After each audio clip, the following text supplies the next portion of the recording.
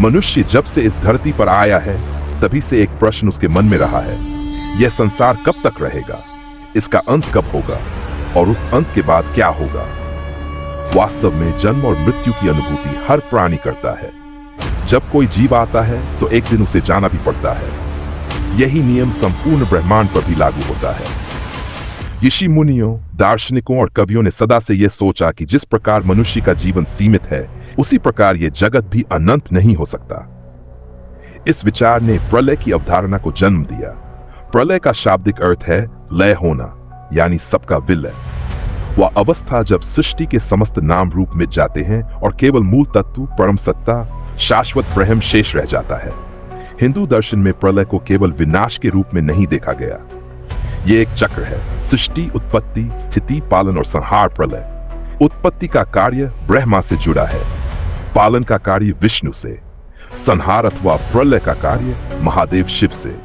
इस प्रकार लय नकारात्मक घटना नहीं बल्कि नवजीवन का मार्ग है। जैसे बीज अंकुर बनने से पहले मिट्टी में गलकर लीन हो जाता है, वैसे ही जगत भी प्रलय के समय विलीन होकर नई सृष्टि का बीज तैयार करता है। मानव की जिज्ञासा और प्रलय, मनुष्य सदा भविष्य जानना चाहता है। उसे यह जानने की लालसा रहती है कि यह सृष्टि कब तक चलेगी और अंत में क्या घटित होगा। पश्चिमी सभ्यता में यह प्रश्न जजमेंट डे या एपोकैलिप्स के रूप में पूछा गया। बौद्ध धर्म में इसे संहार और पुनर्जन्म के चक्र से जोड़ा गया। हिंदू शास्त्रों में इसे अत्यंत विस्तार से समझाया गया और प्रलय के 4 भेद बताए गए। यही कारण है कि जब जब समाज संकट में आया, जब जब प्राकृतिक आपदाएं आईं, जब जब मनुष्य ने युद्ध और विनाश देखे, तब तब उसे लगा शायद यही प्रलय है। परंतु पौराणिक ग्रंथों के अनुसार प्रलय बहुत गहन और विशाल घटना है जो युगों और कल्पों के चक्र से जुड़ी है। प्रलय केवल भौतिक घटना नहीं है, यह आध्यात्मिक सत्य भी है।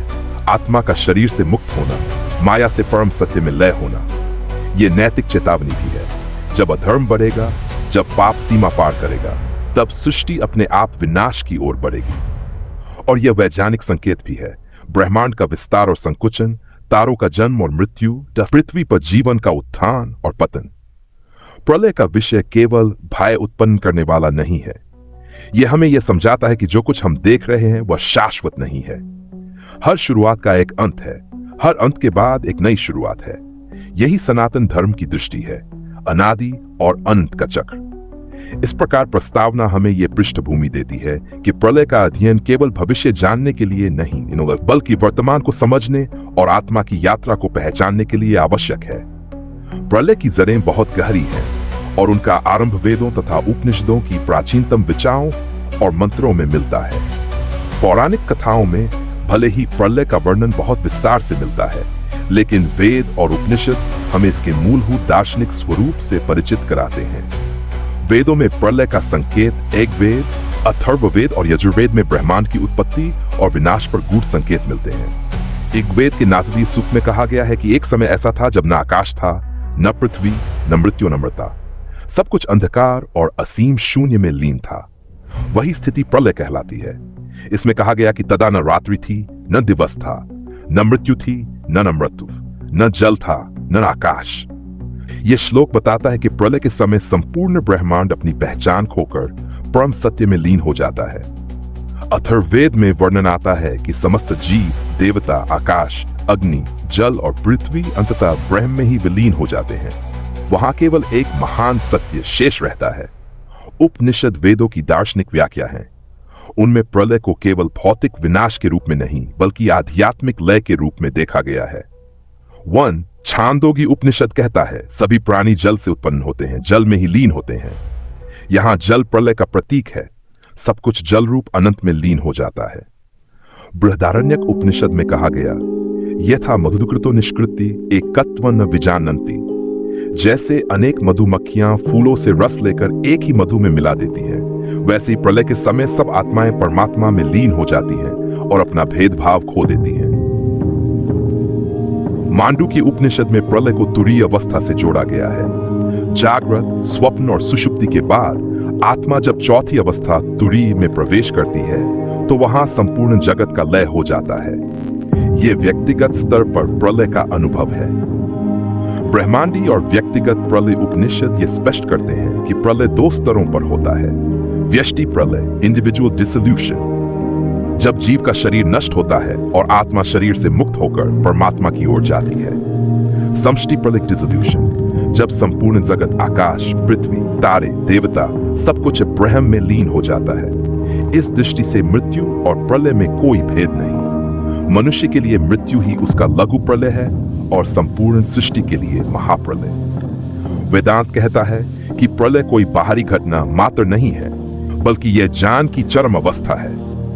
जब साधक समझ लेता है कि यह जगत केवल एक माइक आवरण है और अंततः सब ब्रह्म में लीन होगा, तभी वह मोक्ष को प्राप्त करता है। इस प्रकार उपनिषद हमें यह सिखाते हैं कि प्रलय का भय करने की बजाय उसे समझना चाहिए। यह सृष्टि का अंत नहीं, बल्कि उसकी उच्चतम अवस्था है, जहां सब कुछ मूल सत्य पर ब्रह्म में एकाकार हो जाता है। वेद और उपनिषद प्रलय को भौतिक घटना से अधिक दार्शनिक सत्य के रूप में देखते हैं। प्रलय का अर्थ है संपूर्ण जगत का मूल तत्व में लय होना। यह प्रक्रिया ब्रह्मांडीय भी है और व्यक्तिगत भी।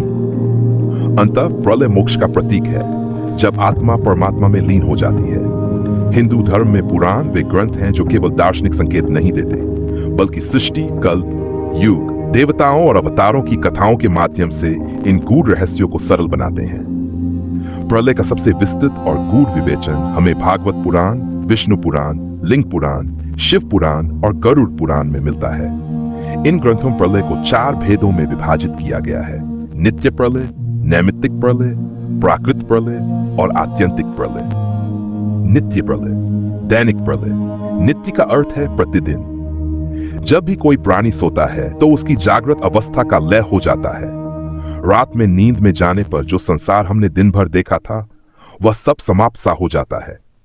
यह एक छोटा सा प्रलय है। शास्त्र कहते हैं, जैसे दिन और रात के चक्र में नींद का आना एक नित्य प्रलय है, वैसे ही मृत्यु भी एक नित्य प्रलय है। हर जीव जब शरीर त्याग करता है तो उसके लिए पूरा जगत लीन हो जाता है। इस प्रकार नित्य प्रलय हमें यह सिखाता है कि हर दिन हम छोटा सा विनाश और नया सृजन देखते हैं। 2. नैमित्तिक प्रलय, ब्रह्मा की रात्रि का प्रलय। यह प्रलय निमित्त अर्थात विशेष कारण से होता है। जब ब्रह्मा का एक दिन पूरा हो जाता है, तब नैमित्तिक प्रलय आता है। ब्रह्मा का एक दिन 14 मनवंतर और 1000 चतुर्युगों के बराबर होता है। जब यह दिन समाप्त होता है, तब सारी सृष्टि जल में डूब जाती है। केवल उच्चतम लोक, सत्यलोक और भगवान विष्णु शेष रहते हैं। भागवत पुराण कहता है कि इस प्रलय में सूर्य की 7 किरणें प्रज्वलित अग्नि की तरह सब कुछ जला देती हैं। पर्वत पिघल जाते हैं, महासागर उबल उठते हैं और अंततः सब कुछ गर्भोदक सागर में लीन हो जाता है। नैमित्तिक प्रलय हमें याद दिलाता है कि ब्रह्मा के एक दिन के अंत में संपूर्ण सृष्टि विश्राम लेती है। प्राकृत प्रलय, महाप्रलय, यह सबसे गहन और विशाल प्रलय है। जब ब्रह्मा का संपूर्ण जीवन समाप्त हो जाता है, यानी 100 ब्रह्मा वर्ष, तब प्राकृत प्रलय होता है। इसमें संपूर्ण ब्रह्मांड, तत्व, देवता, लोक, समय, दिशा, जल, अग्नि, आकाश सब प्रलय की अग्नि और जल में लीन होकर मूल प्रकृति और पुरुष में विलीन हो जाते हैं। विष्णु अनंत शेष शैया पर शयन करते हैं और संपूर्ण ब्रह्मांड उनके नाभि में स्थित प्रकृति बीज में समा जाता है। लिंग पुराण के अनुसार इस समय आकाश में अग्नि वर्षा होती है, सूर्य और चंद्र बुझ जाते हैं, वायु रुक जाती है और संपूर्ण ब्रह्मांड शून्यता में लीन हो जाता है। प्राकृत प्रलय हमें यह बताता है कि एक दिन संपूर्ण ब्रह्मांड भी समाप्त हो जाएगा और केवल परम पुरुष शेष रहेंगे। आत्यंतिक प्रलय, मोक्ष रूपी प्रलय, यह सबसे उच्च और दार्शनिक प्रलय है। जब कोई जीव आत्मज्ञान प्राप्त कर लेता है, जब वह माया और जन्म मरण के बंधन से मुक्त हो जाता है, तब उसके लिए आत्यंतिक प्रलय घटित होता है। इसका अर्थ है कि उसके लिए संसार का चक्र समाप्त हो गया। वह अब पुनर्जन्म के बंधन में नहीं आएगा। वह आत्मा परमात्मा में लीन होकर अनंत शांति को प्राप्त करती है। गरुड़ पुराण कहता है कि यही सबसे श्रेष्ठ प्रलय है, क्योंकि बाहरी विनाश तो समय समय पर होता रहेगा, लेकिन आत्मा का मुक्ति प्राप्त कर लेना ही सच्चा प्रलय है। आत्यंतिक प्रलय हमें यह सिखाता है कि प्रलय केवल बाहर नहीं, भीतर भी होता है। मोक्ष ही आत्मा का अंतिम विलय है। पुराणों में प्रलय को 4 रूपों में समझाया गया है। नित्य प्रलय, हर दिन नींद और मृत्यु का प्रलय। नैमित्तिक प्रलय, ब्रह्मा के दिन की समाप्ति पर होने वाला प्रलय। प्राकृत प्रलय, ब्रह्मा के संपूर्ण जीवन के अंत में होने वाला महाप्रलय। आत्यंतिक प्रलय, मोक्ष, यानी आत्मा का परमात्मा में लय होना। इस प्रकार पुराण हमें सिखाते हैं कि प्रलय केवल विनाश नहीं है, बल्कि यह ब्रह्मांडीय चक्र का हिस्सा और आत्मिक मुक्ति का मार्ग है। ब्रह्मा के दिन और रात का रहस्य, कल्प, महाकल्प और ब्रह्मा का श्वास। हिंदू शास्त्रों में सृष्टि और प्रलय का चक्र केवल वर्षों या शताब्दियों तक सीमित नहीं है। यह इतना विशाल है कि मानव बुद्धि उसकी कल्पना भी कठिनाई से कर सकती है। इस रहस्य को समझने के लिए हमें ब्रह्मा के दिन और रात की अवधारणा को देखना होगा। कल्प क्या है? एक कल्प वह समय है जो ब्रह्मा के एक दिन के बराबर है। ब्रह्मा का एक दिन 1000 चतुर्युग। एक चतुर्युग सत्ययुग प्लस त्रेतायुग प्लस द्वापर युग प्लस कलयुग। मानव गणना के अनुसार एक चतुर्युग लगभग 43,20,000 वर्ष का होता है। अतः ब्रह्मा का एक दिन would be 1043,4 अरब 2 करोड़ वर्ष, 4.3 बिलियन वर्ष। जब ब्रह्मा का एक दिन पूरा होता है तो नैमित्तिक प्रलय घटित होता है और सृष्टि विश्राम लेती है। ब्रह्मा की रात जैसे ब्रह्मा का एक दिन 43,20,000 वर्ष का है, वैसे ही उनकी एक रात भी उतनी ही लंबी है। ब्रह्मा के दिन में सृष्टि सक्रिय रहती है, जीव और लोक बने रहते हैं, लेकिन रात आते ही सब लीन हो जाते हैं। केवल उच्चतम लोक और भगवान विष्णु शेष रहते हैं। विष्णु पुराण में कहा गया है, जब ब्रह्मा निद्रा में जाते हैं तब संपूर्ण लोक विष्णु के गर्भोदक सागर में विलीन हो जाते हैं। ब्रह्मा का जीवन काल, ब्रह्मा का एक वर्ष 360 दिन और 360 रातें। ब्रह्मा का जीवन काल 100 वर्ष। इसका कुल योग होता है वर्ष 311 खरब 40 अरब मानव वर्ष। जब ब्रह्मा का जीवन समाप्त हो जाता है तब प्राकृत प्रलय घटित होता है। इस समय ब्रह्मा, देवता, लोक सब कुछ विलीन हो जाता है। महाकल्प ब्रह्मा का एक संपूर्ण जीवन काल महाकल्प कहलाता है। महाकल्प के अंत में संपूर्ण ब्रह्मांड लीन हो जाता है और केवल परम पुरुष नारायण शेष रहते हैं। विष्णु शेष नाग पर योग निद्रा में स्थित रहते हैं। अनंत महासागर क्षीर सागर में संपूर्ण ब्रह्मांड समा जाता है। ब्रह्मा का श्वास, सृष्टि और प्रलय का रहस्य शास्त्रों में एक अद्भुत उपमा दी गई है। ब्रह्मा का एक दिन और रात मिलकर एक श्वास के समान है। जिस प्रकार मनुष्य श्वास लेता और छोड़ता है, उसी प्रकार ब्रह्मा का श्वास भी सृष्टि और प्रलय का कारण बनता है। विष्णु के हृदय से जब ब्रह्मा उत्पन्न होते हैं, तब हर श्वास में करोड़ों लोगों का निर्माण और विनाश होता रहता है। भागवत पुराण 3 मंथ्स में कहा गया है, ब्रह्मा का एक दिन और एक रात मिलकर परमात्मा के केवल एक श्वास के बराबर है। 6. ये दृष्टि क्यों महत्वपूर्ण है? मनुष्य प्रलय को हमेशा भय के रूप में देखता है, लेकिन जब हम ब्रह्मा के समय चक्र को समझते हैं तो हमें यह एहसास होता है कि हमारा एक जीवन ब्रह्मांडीय पैमाने पर केवल एक क्षण के समान है। प्रलय कोई अचानक आने वाली घटना नहीं, बल्कि यह नियत समय का नियम है। यह चक्र सृष्टि के अनंत प्रवाह का हिस्सा है। जैसे दिन के बाद रात आती है और रात के बाद दिन। ब्रह्मा का एक दिन 4 अरब 32 करोड़ मानव वर्ष।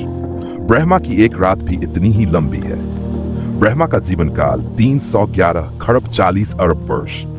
महाकल्प के अंत में संपूर्ण ब्रह्मांड प्रलय में लीन होकर केवल परमात्मा शेष रहते हैं। सृष्टि और प्रलय वास्तव में ब्रह्मा के श्वास के समान चक्र है।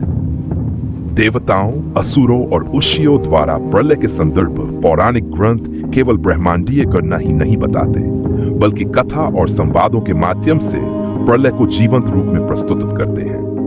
देवताओं, असुरों और ऋषियों ने समय समय पर प्रलय का उल्लेख किया है।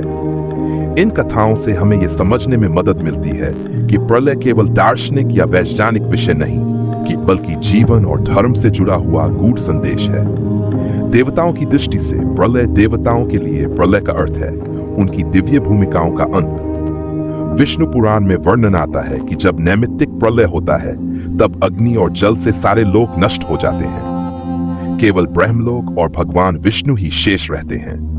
देवता इस समय ब्रह्मा से प्रार्थना करते हैं कि वे पुनः नई सृष्टि करें।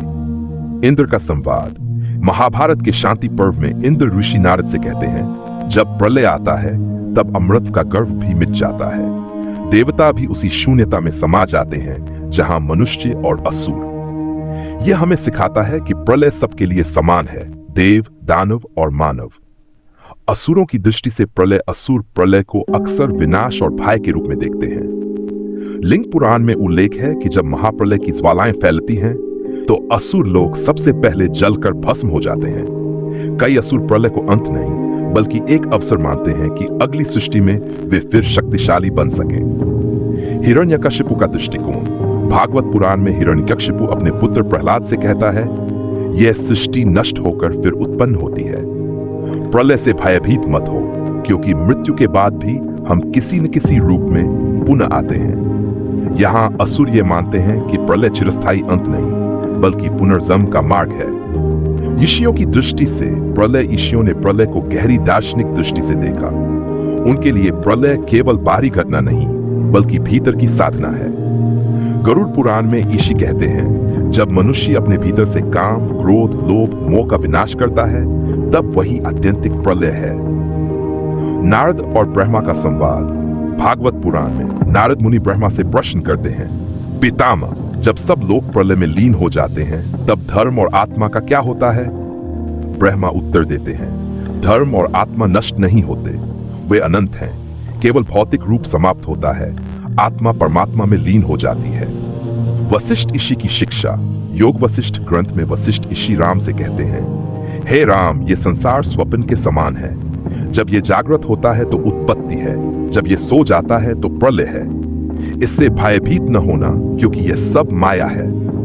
प्रलय और धर्मदेव, दानव और ऋषि सभी इस बात पर सहमत हैं कि प्रलय एक चेतावनी है। जब अधर्म बढ़ता है, जब जीव अपने मार्ग से भटकता है, तब प्रलय का स्मरण आवश्यक हो जाता है।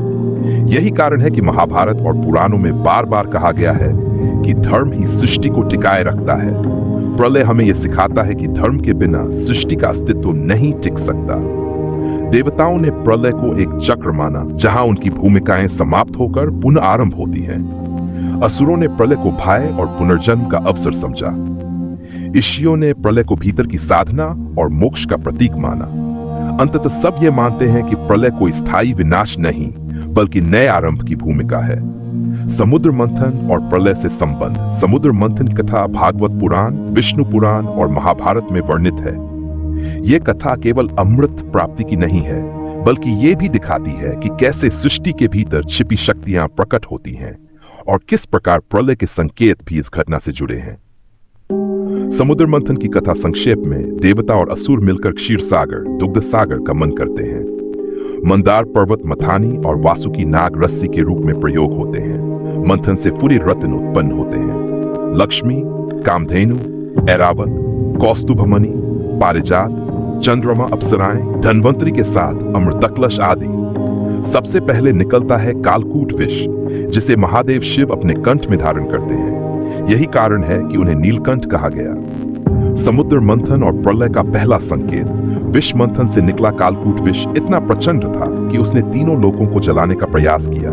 यदि शिव उसे न पीते तो तत्काल महाप्रलय घटित हो जाता। इस घटना से स्पष्ट होता है कि प्रलय केवल कालगणना से नहीं आता, बल्कि जब भी विष, अधर्म, पाप, विनाशकारी शक्ति अत्यधिक हो जाता है, तब भी सृष्टि प्रलय के कगार पर पहुंच जाती है। इसीलिए शिव को संहारकर्ता माना गया है, क्योंकि वे ही प्रलय की अग्नि को नियंत्रित कर सकते हैं। समुद्र मंथन और अमृत प्रलय से मुक्ति का प्रतीक। जब अमृतकलश निकला तो देव और दानव दोनों ने उसे पाने का प्रयास किया। भगवान विष्णु ने मोहिनी अवतार लेकर देवताओं को अमृत पिला दिया। इसका संकेत है कि अमृत हुई धर्म और भक्ति।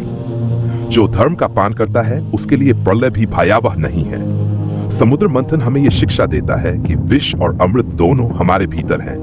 यदि हम विष को नियंत्रित न करें तो प्रलय निश्चित है। यदि हम अमृत का सेवन करें, धर्म का पालन करें, तो प्रलय हमारे लिए मोक्ष का द्वार बन जाता है। समुद्र मंथन और सृष्टि का चक्र। समुद्र मंथन वास्तव में सृष्टि और प्रलय के चक्र का प्रतीक है। जब मंथन होता है तो पहले विष निकलता है, अराजकता, अधर्म, विनाश। फिर रत्न और अमृत निकलते हैं, संतुलन, धर्म और जीवन की रक्षा। ये ठीक उसी प्रकार है जैसे प्रलय से पहले अंधकार और विनाश आता है और उसके बाद नई सृष्टि जन्म लेती है। ऋषियों ने समुद्र मंथन को मानव मन का मंथन माना है। जब साधक साधना करता है तो सबसे पहले उसके भीतर के दोष प्रकट होते हैं। यदि वह उन्हें सहन कर ले जैसे शिव ने किया, तभी आगे जाकर ज्ञान और मोक्ष, अमृत की प्राप्ति होती है। यदि वह विष में फंस जाए तो उसका जीवन प्रलय में डूब जाता है। इसका अर्थ है कि बाहरी प्रलय और भीतरी प्रलय दोनों का मूल एक ही है, असंतुलन और अधर्म। समुद्र मंथन की कथा हमें दिखाती है कि प्रलय केवल समय के चक्र से नहीं, बल्कि विष और अमृत, अधर्म और धर्म के संघर्ष से भी जुड़ा है। कालकूट विष प्रलय का संकेत था, जिसे शिव ने अपने कंठ में धारण करके सृष्टि की रक्षा की। अमृत प्रलय से मुक्ति का प्रतीक है, यानी धर्म और भक्ति से ही मनुष्य इस विनाश के भय से मुक्त हो सकता है। समुद्र मंथन वास्तव में प्रलय और सृष्टि के शाश्वत संतुलन का प्रतीक है। महाभारत में प्रलय की भविष्यवाणियां, महाभारत केवल युद्ध की कथा नहीं है, बल्कि यह धर्म ग्रंथ भी है, जिसमें युगों का परिवर्तन, कलयुग की विशेषताएं और प्रलय के संकेत मिलते हैं। ओशियो, देवताओं और स्वयं श्री कृष्ण ने प्रलय के बारे में कई भविष्यवाणियां की।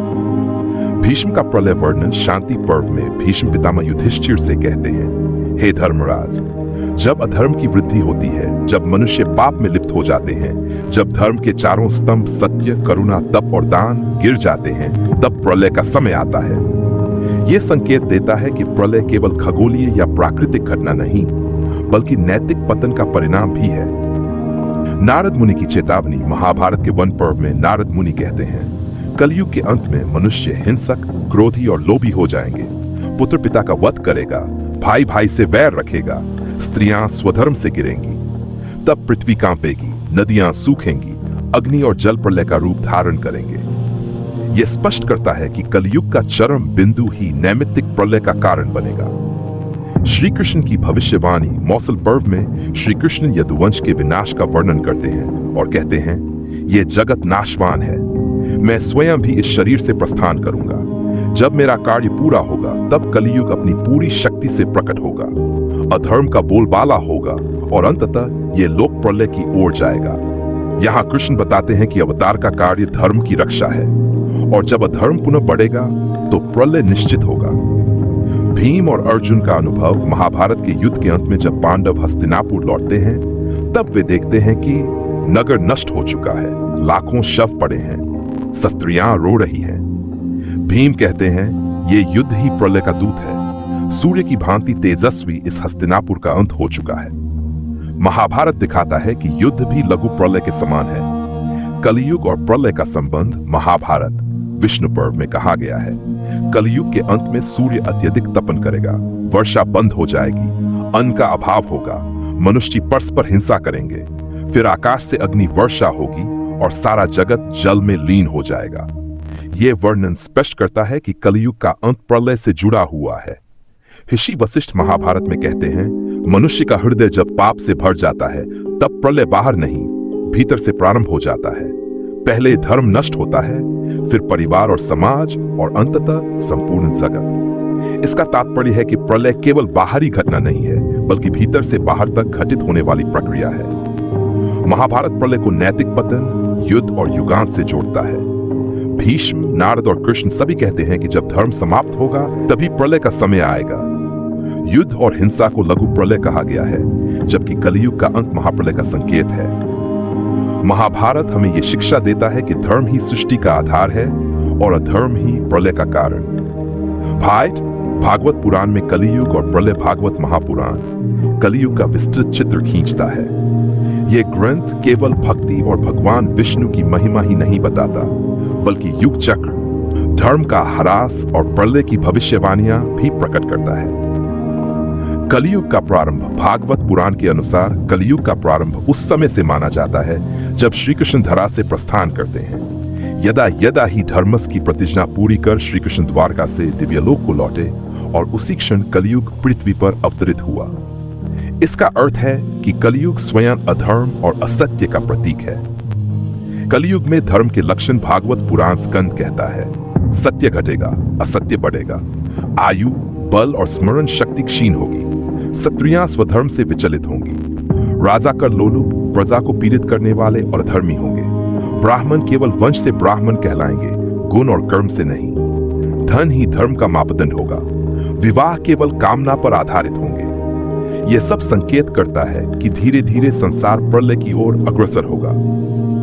प्रकृति का संतुलन भागवत कहता है कि कलियुग के अंत में वर्षा समय पर नहीं होगी, नदियां सूख जाएंगी, वृक्ष फल नहीं देंगे, मनुष्य अन्न के अभाव से दुर्बल होंगे, भूमि बंजर होगी और चारों ओर हाहाकार मचेगा।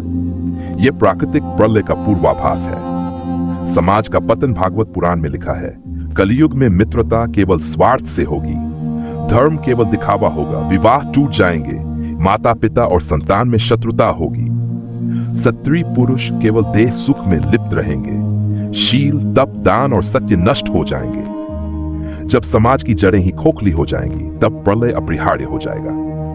प्रलय के संकेत भागवत पुराण स्पष्ट कहता है कि कलियुग के अंत में सूर्य का ताप असहनीय होगा, आकाश से अग्नि वर्षा होगी, समुद्र अपनी सीमा लांघ जाएगा, पर्वत गिर पड़ेंगे, भूकंप और आंधी तूफान से धरती हिल जाएगी, अंततः संपूर्ण पृथ्वी अग्नि और जल से घिरकर प्रलय को प्राप्त होगी। यह दृश्य नैमित्तिक और प्राकृत प्रलय का मिश्रण है। कल की अवतार और पुनः सृष्टि भागवत पुराण में वर्णन है कि कलियुग के अंत में भगवान विष्णु कल की अवतार लेंगे।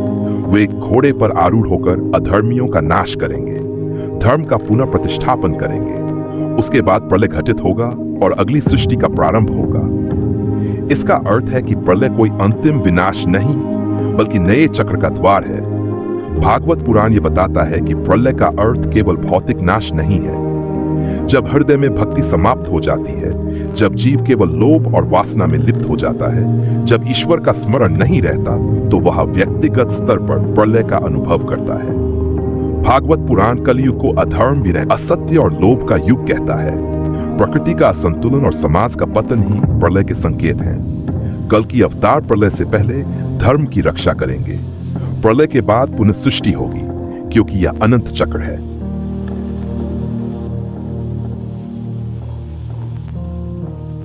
कश्यप ऋषि और महाप्रलय की कथाएं। कश्यप ऋषि सृष्टि के आधार। कश्यप ऋषि ब्रह्मा के मानसपुत्र माने जाते हैं। इन्हें सृष्टि के प्रजापति कहा गया है, क्योंकि इनकी संतानों से ही देवता, दानव, नाग, गंधर्व, यक्ष, अप्सराएं और मनुष्य उत्पन्न हुए। इस कारण इन्हें कश्यप गोत्र प्रवर्तक भी कहा जाता है। महाप्रलय और कश्यप का ध्यान पुराणों में कथा आती है कि जब सृष्टि का अंत समीप आता है तब ऋषि मुनि गहनत्व में लीन हो जाते हैं। कश्यप ऋषि ने भी एक बार ध्यान में महाप्रलय का दर्शन किया। उन्होंने देखा कि समुद्र अपनी सीमाएं तोड़कर संपूर्ण पृथ्वी को डुबा देता है, अग्नि आकाश से बरसती है, वायु इतनी प्रचंड हो जाती है कि पर्वतक उड़ने लगते हैं, देवताओं की भी शक्तियां क्षीण हो जाती हैं। इस स्थिति में केवल नारायण का सहारा शेष आता है। कश्यप और मनु का संवाद कुछ ग्रंथों में वर्णन कि प्रलय के समय मनु और कश्यप ऋषि का संवाद हुआ। मनु ने पूछा, हे ऋषिवर, जब संपूर्ण सृष्टि जल में डूब जाएगी तब जीवों का क्या होगा? कश्यप बोले, मनु, जब महाप्रलय आता है तो सारा दृश्य जगत जल में लीन हो जाता है, परंतु आत्मा नष्ट नहीं होती। भगवान विष्णु स्वयं मत्स्य अवतार धारण कर जीवों के बीज को सुरक्षित रखते हैं। यही कारण है कि प्रलय के बाद नए युग की सृष्टि संभव होती है। मत्स्य अवतार और कश्यप का योगदान। भागवत पुराण में वर्णन है कि प्रलय के समय शतयुगीन मनु, वैवस्वत मनु ने समुद्र में एक छोटी मछली देखी, जो बाद में विराट रूप धारण कर मत्स्य अवतार के रूप में प्रकट हुई। इस अवतार के दौरान कश्यप ऋषि ने भी ब्रह्मज्ञान का उपदेश दिया। उन्होंने शिष्यों को बताया कि प्रलय कोई अंत नहीं, ये केवल श्वास की तरह है। जिस प्रकार श्वास भीतर जाता है और बाहर आता है, वैसे ही सृष्टि उत्पत्ति और लय के चक्र में चलती है। कश्यप की यह शिक्षा समय चक्र की गहराई को प्रकट करती है। कश्यप ऋषि ने महाप्रलय के दर्शन को आध्यात्मिक रूप से समझाया। जब जीव अज्ञान, लोभ और अहंकार में डूब जाता है तो वह अपने भीतर ही प्रलय का अनुभव करता है। वास्तविक मुक्ति यह है कि जीवात्मा भगवान में लीन हो जाए। प्रलय बाहर की दुनिया का नाश है, पर मोक्ष भीतर की चेतना का जागरण है। कुछ ग्रंथों में यह भी आता है कि कश्यप ऋषि ने शिष्यों से कहा, जिस प्रकार सूर्यास्त के बाद अंधकार आता है पर पुनः सूर्य उदित होता है, उसी प्रकार प्रलय अंधकार है, परंतु उसके बाद नई सृष्टि अवश्य होती है। इससे यह सिद्ध होता है कि प्रलय कोई भय का विषय नहीं है, बल्कि नए आरंभ की प्रक्रिया है। कश्यप ऋषि ने महाप्रलय का प्रत्यक्ष ध्यान किया। मनु और कश्यप के संवाद में प्रलय का दार्शनिक अर्थ प्रकट हुआ। मत्स्य अवतार के समय कश्यप का योगदान महत्वपूर्ण रहा। प्रलय केवल बाहरी जगत का अंत नहीं, बल्कि जीव की चेतना में नया उदय भी है। शिव का तांडव और प्रलय की भूमिका। महादेव संहारकर्ता का स्वरूप त्रिदेवों में जहां ब्रह्मा सृष्टि करता है, विष्णु पालन करता है, वहीं शिव संहारकर्ता कहलाते हैं। शिव का संहार किसी शत्रुता से नहीं, बल्कि नवीन सृष्टि के लिए मार्ग प्रशस्त करने हेतु होता है। वे योगियों के देव, महाकाल और प्रलयकारी शक्ति के अधिपति हैं। इसी कारण प्रलय के समय शिव का तांडव विशेष महत्व रखता है। तांडव का अर्थ तांडव केवल नृत्य नहीं, बल्कि सृष्टि, स्थिति और संहार का प्रतीकात्मक अभिनय है। जब शिव आनंद में होते हैं, तब उनका नृत्य आनंद तांडव कहलाता है। जब वे प्रलय की ज्वाला प्रकट करते हैं, तब उनका नृत्य रौद्र तांडव कहलाता है। प्रलय के समय जो तांडव होता है, वह समस्त जगत के अंत का संकेत है। प्रलयकालीन तांडव का वर्णन पुराणों और आगम शास्त्रों में वर्णन मिलता है कि जब महाप्रलय आता है, तब शिव के मरु से ऐसी ध्वनि निकलती है जो ब्रह्मांड की गति को रोक देती है। उनकी जटाओं से प्रलयंकारी अग्नि और वायु निकलती है। तीसरा नेत्र खुलने पर अग्निकील समस्त लोगों को भस्म कर देती है। गंगा भी उनकी जटाओं से मुक्त होकर संपूर्ण सृष्टि में जल प्रवाह करती है। यह नृत्य ब्रह्मांड की अंतिमनी और अंतिम प्रकाश माना गया है। तांडव और नटराज का स्वरूप शिव का नटराज रूप तांडव का मूर्त रूप है। दाहिने हाथ में डमरू, सृष्टि का उद्भव, बाएं हाथ में अग्नि, प्रलय का संकेत, एक हाथ अभय मुद्रा में जीवों को निडर रहने का आश्वासन, एक पैर राक्षस अपस्मार पर अज्ञान के विनाश का प्रतीक। यह दर्शाता है कि प्रलय केवल अंत नहीं, बल्कि अज्ञान से मुक्ति का आरंभ है। शास्त्रों में प्रलय और शिवलिंग पुराण कहता है कि जब कल्प का अंत होता है, तब शिव स्वयं लिंग रूप में संपूर्ण ब्रह्मांड को अपने भीतर समेट लेते हैं। महाभारत में वर्णन है कि जब शिव क्रोधित होकर तांडव करते हैं, तो सभी देवता, असुर, मानव और प्राणी अपनी स्थूल देह छोड़कर केवल आत्मरूप में शेष रह जाते हैं। शिव पुराण बताता है कि प्रलय के बाद भी केवल शिव ही शेष रहते हैं, क्योंकि वे काल से भी परे महाकाल हैं। शिव का तांडव यह सिखाता है कि परिवर्तन ही सृष्टि का नियम है। जो आज है, वह कल नहीं रहेगा। हर अंत एक नए आरंभ का द्वार है। प्रलय भय का कारण नहीं, बल्कि आत्मज्ञान का अवसर है। तांडव हमें यह भी समझाता है कि हमें आसक्ति छोड़कर जीवन को ब्रह्म की लीला समझना चाहिए। शिव प्रलय के स्वामी और संहारक हैं। उनका तांडव ब्रह्मांड के अंत और नए आरंभ का प्रतीक है। नटराज रूप में तांडव सृष्टि, स्थिति और संहार तीनों का संगम है। प्रलय दार्शनिक रूप से आत्मज्ञान और अज्ञान विनाश का संकेत है। विष्णु का अनंत शयन और प्रलय के बाद सृष्टि की पुनर्रचना। विष्णु पालनकर्ता और विश्व के आधार त्रिदेवों में भगवान विष्णु को पालनकर्ता कहा गया है। वे सृष्टि को संतुलन में रखते हैं। जब प्रलय आता है, तब वही संपूर्ण सृष्टि को अपने भीतर समेटकर शेषनाग की शैया पर अनंत शयन करते हैं। यही अवस्था योग निद्रा या अनंत शयन कहलाती है। अनंत शयन का दृश्य पुराणों में इसका अत्यंत सुंदर वर्णन है। सृष्टि महाप्रलय से जलमग्न हो जाती है। हर दिशा में केवल जल ही जल दिखाई देता है। उस अथाह जल पर शेषनाग अपना विशाल फन फैलाकर भगवान विष्णु को शैया प्रदान करते हैं। विष्णु शांत योग निद्रा में स्थित रहते हैं। उनकी नाभि से एक कमल पुष्प प्रकट होता है, जिस पर ब्रह्मा का जन्म होता है। यही कमल आगे जाकर नई सृष्टि की रचना करता है। ब्रह्मा का प्राक्टी और सृष्टि निर्माण जब विष्णु योग निद्रा से जागते हैं, तब वे ब्रह्मा को आदेश देते हैं कि नई सृष्टि की रचना करें। ब्रह्मा 4 मुखों वाले ज्ञान स्वरूप होकर वेदों के आधार पर जीवों, लोकों और धर्म का पुनर्निर्माण करते हैं। इस प्रकार प्रलय के बाद सृष्टि का पुनर्जन्म होता है। भागवत पुराण का वर्णन श्रीमद् भागवत महापुराण में कहा गया है।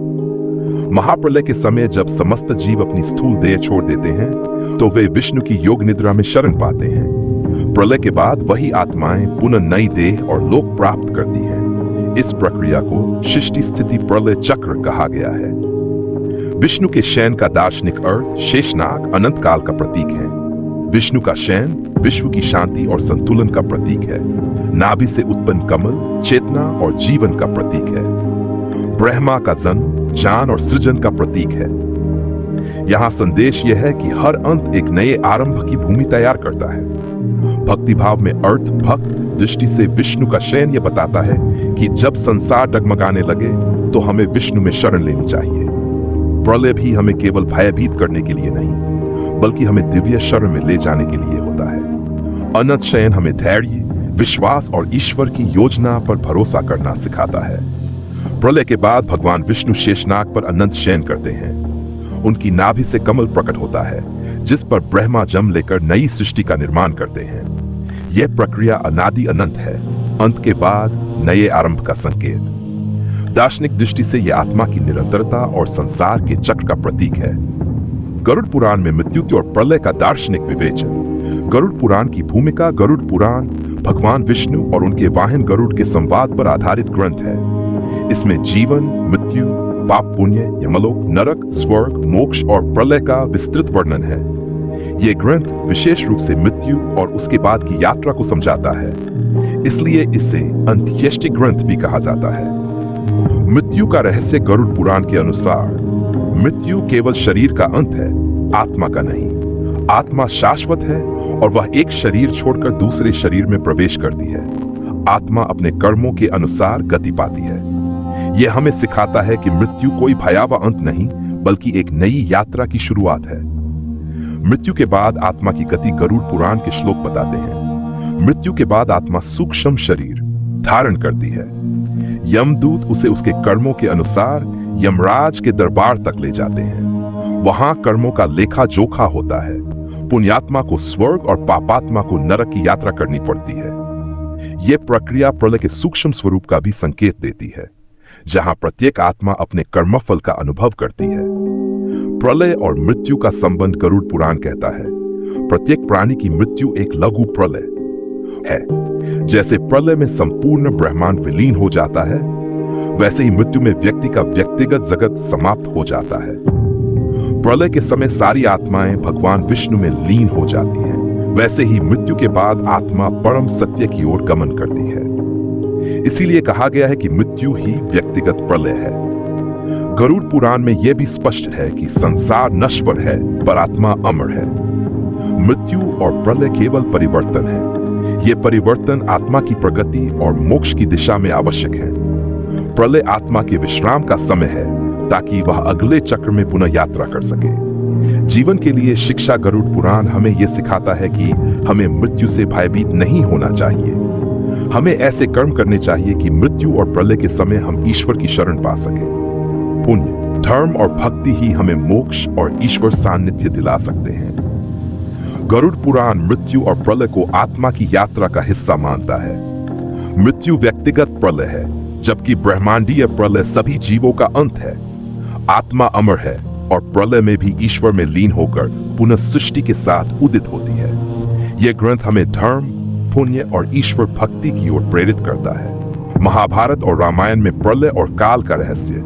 महाभारत में प्रलय का संकेत। महाभारत केवल युद्ध कथा नहीं है, बल्कि उसमें गहन दार्शनिक और आध्यात्मिक रहस्य छिपे हैं। भीष्म पितामह समय और काल की शक्ति को सर्वश्रेष्ठ बल कहते हैं। वे कहते हैं, काल सर्वश्रेष्ठ है, वही सबको उत्पन्न करता है और उसी में सब विलीन हो जाता है। युद्ध के अंत में महाभारत यह भी बताता है कि संसार का उत्थान और पतन काल के हाथों है। इस प्रकार महाभारत प्रलय को काल का ही दूसरा रूप मानता है। श्री कृष्ण का उपदेश। गीता और प्रलय भगवत गीता महाभारत का ही अंग में श्री कृष्ण अर्जुन को बताते हैं, हे अर्जुन, जब जब धर्म की हानि होती है और अधर्म की वृद्धि होती है, तब तब मैं अवतार लेता हूं। गीता में वे स्पष्ट कहते हैं कि प्रलय के समय सभी जीव मुझ में लीन हो जाते हैं और सृष्टि के समय मैं ही उन्हें पुनः प्रकट करता हूं। यहां श्री कृष्ण ने ब्रह्मांडीय प्रलय और आत्मा के पुनर्जन्म दोनों का रहस्य स्पष्ट किया है। रामायण में प्रलय का संकेत। रामायण मुख्य रूप से धर्म, मर्यादा और भक्ति का महाकाव्य है, परंतु इसमें भी प्रलय के रूपक मिलते हैं। जब राम और रावण का युद्ध होता है, उस समय प्रकृति की स्थिति प्रलय जैसी दिखाई गई है। समुद्र में तूफान, पर्वतों का हिलना, आकाश में बिजली और गर्जना। यह युद्ध केवल भौतिक संघर्ष नहीं, बल्कि अधर्म के अंत और धर्म की स्थापना का प्रतीक है। यहाँ प्रलय का अर्थ अधर्म का विनाश और धर्म का पुनर्स्थापन है। महाभारत का अंतिम युद्ध लघु प्रलय। महाभारत का युद्ध स्वयं एक लघु प्रलय था। लाखों योद्धाओं का विनाश हुआ, बड़े बड़े वंश समाप्त हो गए। यह दर्शाता है कि जब अधर्म बढ़ता है, तब इतिहास स्वयं प्रलय का रूप लेकर नए युग का निर्माण करता है। महाभारत और रामायण दोनों ये सिखाते हैं कि प्रलय केवल भौतिक विनाश नहीं है। प्रलय एक नैतिक और आध्यात्मिक पुनर्जन्म की प्रक्रिया है। जब भी संसार में अन्याय, अधर्म और असंतुलन बढ़ता है, तब प्रलय की शक्तियां सक्रिय होकर नया संतुलन स्थापित करती हैं। काल का रहस्य, दोनों महाकाव्य बार बार ये संकेत देते हैं कि काल ही सृष्टि का निर्माता और संहारक है। काल के सामने देवता, दानव, राजा और साधु सभी समान हैं। यही काल अंततः महाप्रलय के रूप में संपूर्ण ब्रह्मांड को समेट लेता है। महाभारत में प्रलय को काल की शक्ति माना गया है। श्री कृष्ण गीता में बताते हैं कि सभी जीव प्रलय में उन्हीं में लीन होकर सृष्टि में पुनः प्रकट होते हैं। रामायण प्रलय को धर्म अधर्म के संघर्ष और उसके समाधान के रूपक में प्रस्तुत करती है। दोनों महाकाव्य ये सिखाते हैं कि प्रलय केवल विनाश नहीं, बल्कि धर्म की पुनर्स्थापना और नए युग का आरंभ है।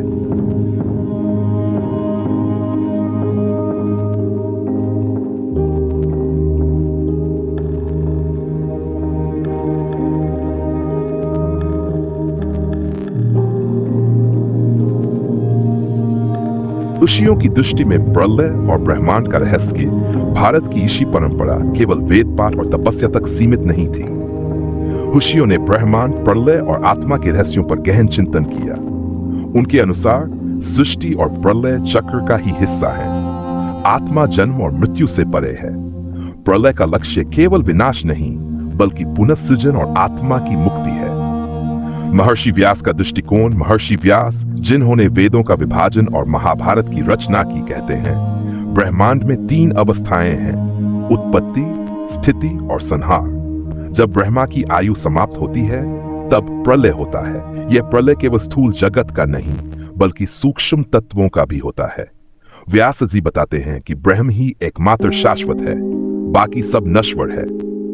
महर्षि वाल्मीकि का दृष्टिकोण, वाल्मीकि रामायण में प्रलय का उल्लेख करते हुए कहते हैं, जब धर्म की शक्ति घट जाती है और अधर्म प्रबल हो जाता है, तब प्रलय के रूप में ईश्वर प्रकट होते हैं। वे प्रलय को केवल भौतिक घटना नहीं, बल्कि नैतिक और सामाजिक सुधार की प्रक्रिया मानते हैं। उनके अनुसार राम का अवतार भी एक प्रकार का धार्मिक प्रलय था, जिसने अधर्म का अंत कर धर्म की पुनः स्थापना की। महर्षि कनाद और वैशेषिक दर्शन कनाद मुनि, जिन्होंने वैशेषिक दर्शन की स्थापना की, कहते हैं संसार परमाणु से बना है। प्रलय के समय ये परमाणु अपने मूल रूप में लौट जाते हैं। जब ब्रह्मांड का पुनर्निर्माण होता है, तो ही परमाणु पुनः जुड़कर नए जगत का निर्माण करते हैं। यह दृष्टिकोण आधुनिक भौतिकी, फिजिक्स के सिद्धांतों से मिलता जुलता है। महर्षि पतंजलि का दृष्टिकोण पतंजलि योग सूत्र में कहते हैं, योग चित्तवृत्ति निरोध, अर्थात जब मन की वृत्तियां शांत होती हैं, तो व्यक्ति प्रलय का अनुभव अपने भीतर कर सकता है। उनके अनुसार प्रलय बाहर नहीं, बल्कि भीतर भी होता है। जब साधक ध्यान में गहराई तक जाता है, तब उसका मन शून्य हो जाता है। यह आंतरिक प्रलय है।